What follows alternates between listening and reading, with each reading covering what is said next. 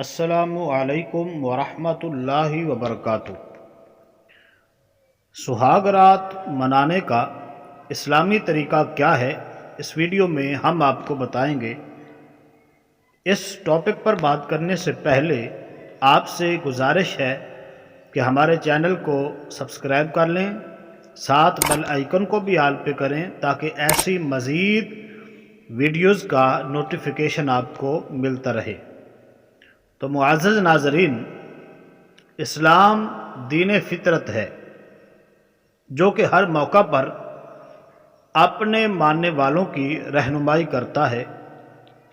شادی کے بارے میں اسلام میں بہت تفصیل کے ساتھ بیان کیا گیا ہے۔ شادی جہاں ایک سماجی بندھن ہے تو دوسری طرف مذہبی بندھن بھی ہے، جس کے نتیجے میں دو خاندانوں میں تعلق قائم ہوتا ہے۔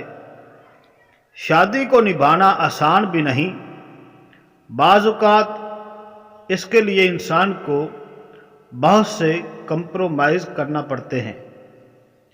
شادی کی پہلی رات کو سہاگ رات کہا جاتا ہے، جو کہ انسان کی زندگی میں بہت اہمیت رکھتی ہے۔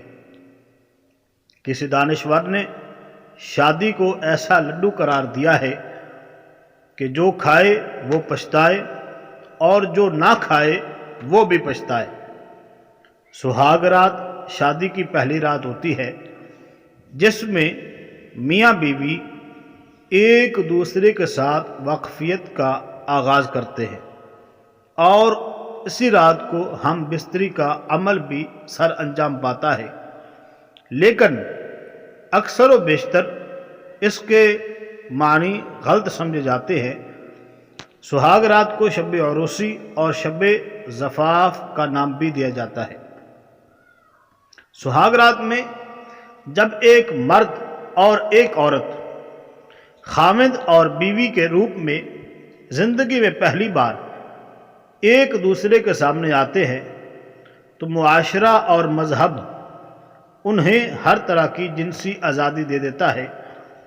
یہ رات رنگین خوابوں کی تعمیر کے رنگین لمحات ہوتے ہیں، لیکن اس کے ساتھ یہ کسوٹی کے مشکل لمحے بھی ہوتے ہیں۔ عورت کے لیے بستر صاف، نرم اور آرام دہ ہو۔ کوشش کریں کہ موسم کے مطابق اعلیٰ قسم کا بستر بچھایا گیا ہو۔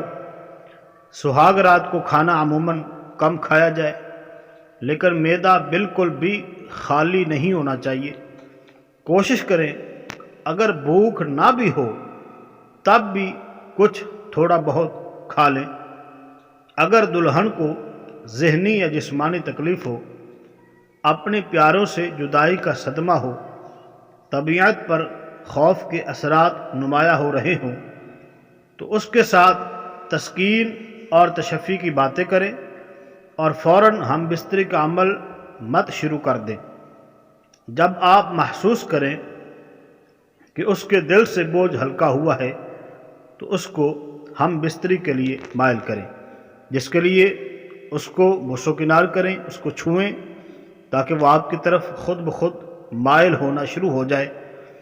نوجوان طبقہ یہ خیال کرتا ہے کہ دراصل یہ وہ رات ہے جس میں زیادہ سے زیادہ بس جسمانی اتصال کا موقع ہی فراہم ہو، لیکن ایسا کرنا غلط ہے، کیونکہ دلہن کی پسند اور ناپسند کو بھی ترجیح دی جانی چاہیے۔ دراصل یہ رات عورت کو ازدواجی تعلقات سے بہرہ ور کرنے کے ساتھ ساتھ اس کی نفسیات کو جانچنے کی بھی ہوتی ہے۔ اس لیے صرف ہم بستری کا عمل ہی سہاگ رات نہیں ہوتا، بلکہ اس رات میاں بیوی کو ایک دوسرے کو جاننے کا موقع ملتا ہے۔ معزز ناظرین، آپ نے سہاگ رات منانے کا اسلامی طریقہ سنا ہے۔ امید ہے جن کی ابھی شادی نہیں ہوئی تو وہ ان باتوں کو اپنے ذہن میں رکھیں گے اور اسلامی طریقہ کے مطابق سہاگ رات کو منائیں گے۔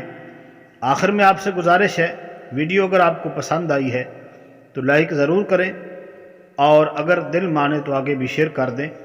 مجھے اجازت دیں، اپنی دعاؤں میں یاد رکھیں۔ السلام علیکم ورحمۃ اللہ وبرکاتہ۔